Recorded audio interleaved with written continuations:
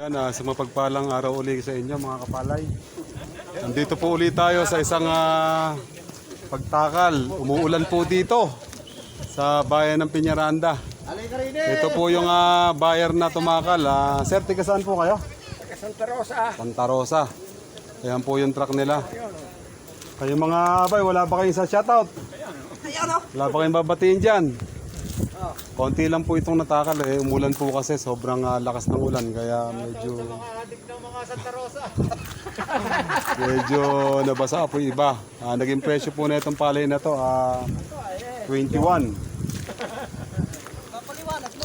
po. Yun po kasing palay na nakuha kahapon na binlag ko medyo talagang inabutan ng ulan kaya naging 20 lang po ang presyo nun. Ito po medyo nakalusot po sa araw ngayong bago mananghali. Ipapakita ko po sa inyo yung classifier kong kapatid po ni Dico, si Paring Amang. Ayan po siya, sila po ang nakakuha ng palay. Pare, ala ka bang babatiin dyan sa mga kasuki mo dyan? Shoutout ko yung mga buyer dyan. Ito na, nagsisimula na kami. Ayan po. Ano yung pangalan na ito si Sir Joel?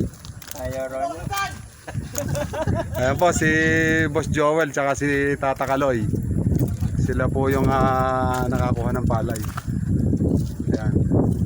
Isang palang araw sa inyo mga boss.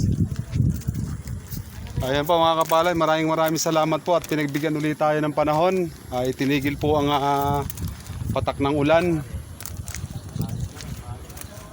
At nang kami po ay makapagsimulang magtimbang ng palay.